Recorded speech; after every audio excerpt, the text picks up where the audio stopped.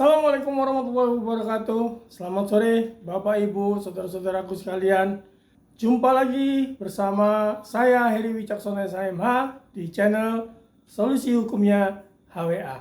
Bagaimana Bapak Ibu, saudara-saudaraku sekalian? Apakah semuanya dalam keadaan sehat-sehat? Saya berharap Bapak Ibu selalu diberikan kesehatan, diberikan banyak rezeki, dan lancar dalam segala urusan.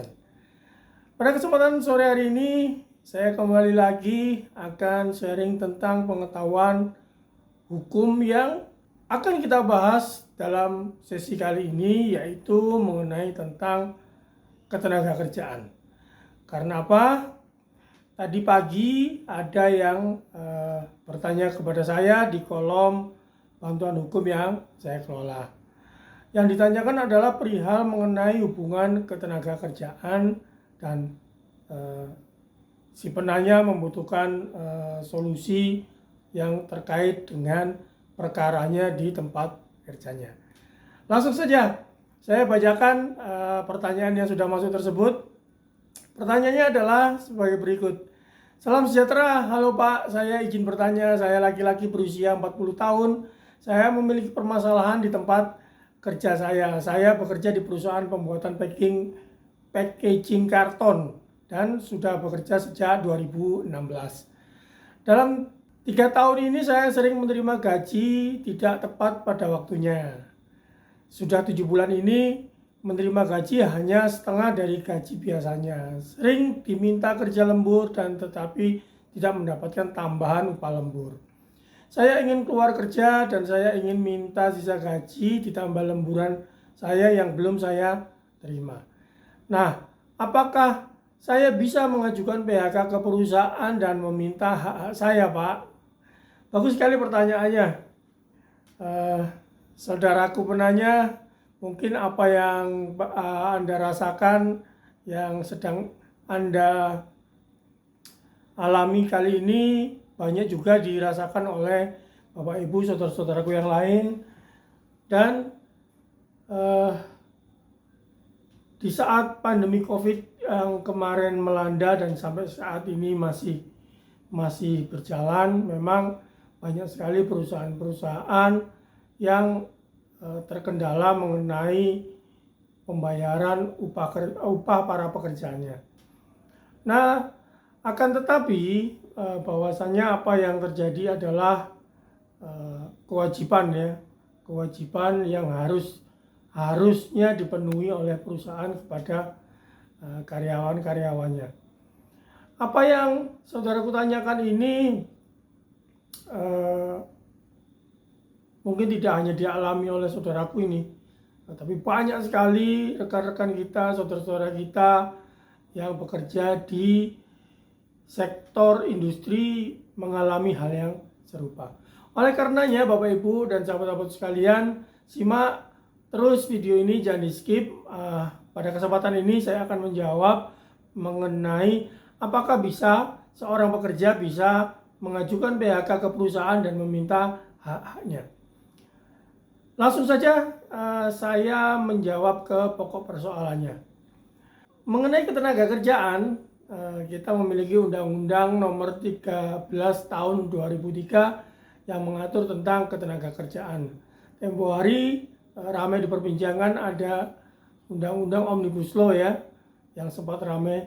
Namun sampai saat ini kita masih menggunakan dasar Undang-Undang Nomor 13 Tahun 2003 berkaitan tentang hubungan industrial yang terjadi. Nah, dalam hal ini saudaraku, apa yang dialami penanya ini bisa terjadi di semua pekerja Selama ini kita hanya mengenal perusahaan bisa mem-PHK karyawannya dengan alasan-alasan tertentu yang sudah diatur dalam undang-undang. Perusahaan bisa mem-PHK karyawannya. Nah, apakah karyawannya bisa mem-PHK perusahaannya? Inilah yang ditanyakan oleh saudaraku penanya ini. Baik, jikalau mengenai perusahaan bisa mem-PHK karyawannya, itu di dalam aturan Undang-Undang Ketenagakerjaan yang ada diatur pada pasal 158, 160, 161, kemudian 163 sampai dengan 168. Ya, di situ pasal-pasal yang sudah saya sebutkan tadi mengatur tentang apa saja yang bisa membuat perusahaan itu melakukan PHK terhadap karyawannya. Nah, pekerja buruh dapat mengajukan permohonan pemutusan hubungan kerja kepada lembaga penyelesaian perselisihan hubungan dalam hal pengusaha melakukan perbuatan yang sebagai berikut. Dia ingin mengajukan PHK ke perusahaannya. Apakah bisa, Pak? Nah, hal ini diatur pada pasal 169. Ya, pada ayat 1 itu mengatakan pekerja atau buruh dapat mengajukan permohonan pemutusan hubungan kerja kepada lembaga penyelesaian perselisihan hubungan industrial dalam hal pengusaha melakukan perbuatan-perbuatan antara lain. Nah, ya, jadi bisa-bisa saja pekerjanya atau buruhnya yang meminta PHK. Jadi tidak selamanya perusahaan yang mem-PHK buruhnya, tetapi pekerjanya bisa meminta PHK kepada perusahaannya. Akan tetapi ada beberapa persyaratan yang harus dipenuhi. Nah, persyaratan-persyaratan inilah yang diatur di dalam pasal 169 ayat 1. Ada beberapa persyaratan, yaitu 1, ya, adanya penganiayaan, penghinaan secara kasar atau mengancam si pekerja. Jadi ada situasi di dalam tempat dia bekerja yang sekiranya dia mengalami tekanan-tekanan, penganiayaan secara fisik, ada penghinaan kepada dia secara kasar, dan atau dia merasa terancam keselamatannya. Itu menjadi satu alasan dia bisa meminta PHK ke perusahaan. Dan kemudian yang kedua, adanya bujuk dan rayu perusahaan untuk menyuruh pekerjanya atau buruhnya melakukan perbuatan yang bertentangan dengan peraturan perundang-undangan. Nah, ini bisa saja dialami oleh setiap tenaga kerja, bisa saja gitu. Contoh, nah, bekerja di sebuah perusahaan pom bensin, ya kan? Nah, di situ si perusahaan menyuruh operator pengisi bensin berbuat curang. Ya. Nah, dengan dia tahu disuruh berbuat curang, wah saya tidak mau Pak, nanti kalau ada yang tahu saya yang kena. Dia ditekan terus, dibujuk terus, nggak apa-apa, udah lakukan aja, nanti tak kasih bonus. Nah, hal-hal yang demikian ini masuk dalam kategori persyaratan yang kedua. Jadi dia diminta oleh perusahaan dengan bujuk rayunya atau dengan cara apapun untuk melakukan perbuatan yang bertentangan dengan peraturan perundang-undangan. Yang ketiga adalah perusahaan tidak membayar upah tepat pada waktu yang telah ditentukan selama 3 bulan berturut-turut atau lebih. Ya, jika seperti yang penanya jelaskan, bahwasanya dalam 3 tahun ini dia sudah 6 bulan lebih ya menerima gaji tidak full, hanya dibayar setengah. Nah, itu sudah masuk dalam kategori pekerja bisa mengajukan PHK ke perusahaan. Kemudian yang keempat, tidak melakukan kewajiban yang telah dijanjikan kepada pekerja. Nah, dijanjikan, contohnya tadi sudah dijelaskan oleh penanya bahwasanya dia disuruh kerja lembur, tapi upah lemburnya tidak dikasihkan. Nah, ini juga apa yang sudah dijanjikan tidak diberikan. Ini masuk ke kategori yang diizinkan sebagai alasan mengajukan PHK kepada perusahaan. Kemudian yang kelima, memerintahkan pekerja atau buruh untuk melaksanakan pekerjaan di luar yang diperjanjikan. Ini juga bisa. Contohnya dia bekerja di bagian produksi, ya kan? Sewaktu-waktu dia sering kali setelah produksi dia selesai, dia disuruh ngirim barang. Jadi yang bukan job desk-nya akhirnya disuruh ke dia. Biasanya dia hanya mengoperasikan mesin, melipat atau menyablon. Tapi seringkali ketika pekerjaannya dia selesai, dia malah disuruh nyopir truk untuk ngirim barang. Nah, hal-hal yang demikian itu sama juga masuk kategori yang kelima tadi. Kemudian syarat yang keenam adalah memberikan pekerjaan yang membahayakan jiwa, keselamatan, kesehatan, dan kesusilaan pekerja, sedangkan pekerja tersebut tidak dicantumkan pada perjanjian kerja. Nah, hal ini adalah sesuatu hal yang tidak diatur di dalam perjanjian kerja. Ketika Anda masuk bekerja, Anda tidak pernah merasa ada perjanjian klausul itu atau tidak pernah disebutkan klausul itu. Contoh, seorang pekerja cleaning service, ya kan? Dia biasa mendapat job desk membersihkan area bagian dalam gedung. Kemudian sewaktu-waktu dia mendapat perintah, kamu juga harus bersihkan kaca luarnya gedung. Nah, untuk bekerja membersihkan kaca luar gedung itu kan membutuhkan keterampilan khusus dan peralatan khusus. Apa yang disampaikan perintah tersebut tentunya jika tidak memiliki keterampilan khusus itu akan membahayakan keselamatan dirinya, dan hal tersebut tidak diperjanjikan di dalam ketika awal pekerja tersebut bergabung. Nah, maka jika keenam persyaratan yang sudah disebutkan di dalam pasal 169 ayat 1 tersebut terpenuhi, maka pemutusan hubungan kerja dengan alasan sebagaimana dimaksud tadi, ya, pekerja harus berhak mendapat uang pesangon. Nah, peraturan ini diatur di dalam ayat 2-nya pada pasal 169 tadi.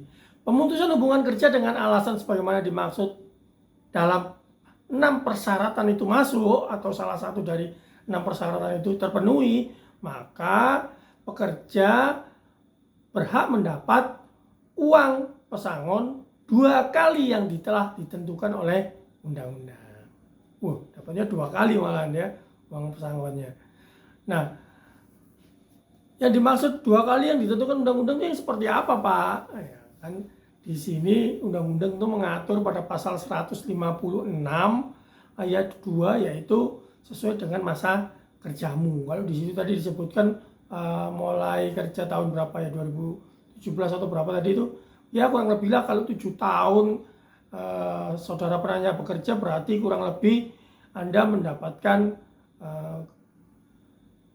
berhak mendapatkan 8 bulan upah dikali 2, ya kan. Kemudian ada lagi mendapatkan hak uang penghargaan, ya, uang penghargaan. Nah, ini diatur di pasal 156 ayat 3 kalau nggak salah. Di situ diatur jika memang pekerja itu mengajukan PHK dan 6 syarat tadi salah satunya terpenuhi, dia juga berhak mendapatkan uang penghargaan. Nah, uang penghargaan yang dimaksud adalah masa 1 kali kerja, ya. Itu diatur di pasal 156 ayat 3, ya, masa kerja kalau 6 tahun sampai kurang dari 9 tahun itu kurang lebih kira-kira mendapatkan 3 bulan upah, ya. Nah, lumayan tadi sudah dapat 2 kali 8 bulan ditambah 3 bulan upah. Kemudian masih ada lagi mendapat hak uang pengganti sesuai dengan ketentuan di pasal 156 ayat 4, yaitu uang penggantian yang harusnya diterima sebagai dimana dimaksud, yaitu ada uang cuti tahunan. Kalau memang cuti tahunnya belum diambil dan belum gugur, itu masih ada namanya uang cuti tahunan. Kemudian ada lagi biaya ongkos pulang atau pindah ke tempat pekerjaan yang baru diterima, nanti itu bisa dimintakan. Dan ada lagi yang ketiga, ada uang penggantian perumahan serta pengobatan perawatan yang ditetapkan senilai 15/100 atau 15% dari uang pesangon dan atau uang penghargaan masa kerja bagi yang memenuhi syarat. Jadi saudaraku penanya, jika yang sudah saya sebutkan tadi seperti yang Anda tanyakan juga, ada beberapa syarat tertentu yang telah terpenuhi, bahwasanya perusahaan dalam tanda kutip melakukan perbuatan-perbuatan yang dilarang dalam ketentuan pasal 169 ya. Jadi ada gaji sudah tidak dipenuhi secara penuh selama 6 bulan. Kemudian memerintahkan lembur tetapi tidak diberikan uang lembur. Nah, dari sini apa yang menjadi persyaratan undang-undang sudah terpenuhi, maka saudara bisa mengajukan ke lembaga yang mengurusi perselisihan hubungan industrial ya. Tidak apa-apa diajukan di sana, konsultasi ke Dinas Ketenagakerjaan setempat di mana tempat saudara bekerja. Syukur-syukur terjadi dulu bipartit dulu, kemudian ada tripartit kalau memang sudah jalan buntu dan tidak bisa ketemu jalan keluarnya, baru nanti diajukanlah gugatan di Pengadilan Hubungan Industrial ya. Saya kira penjelasan saya cukup dan bisa dimengerti. Saya doakan saudaraku penanya bisa cepat selesai persoalannya, bisa mendapatkan hak-haknya seperti yang diinginkan, dan kembali lagi bisa menemukan tempat kerja yang baru dan sesuai yang diinginkan. Demikian sahabat-sahabatku, Bapak Ibu, saudara-saudara sekalian, penjelasan hukum saya pada sore hari ini. Saya harap apa yang telah saya sampaikan bisa bermanfaat, dan jika Bapak Ibu saudara-saudaraku merasa channel ini bermanfaat, saya mohon dukungannya, berikan like, comment, and subscribe-nya, share ke teman-teman atau kerabat-kerabat yang Anda kenal supaya pengetahuan yang kita diskusikan pada hari ini bermanfaat untuk orang banyak. Seperti biasa, jika Bapak Ibu sekalian ada yang ingin bertanya, silakan kirim email di alamat email ini. Jangan lupa sertakan data diri dan jelaskan kronologis secara singkat tentang permasalahan yang Bapak Ibu hadapi. Saya akhiri, terima kasih banyak telah menonton channel ini. Terima kasih banyak saya ucapkan sekali lagi yang sudah memberikan like, comment, and subscribe-nya. Sampai jumpa di tayangan yang akan datang.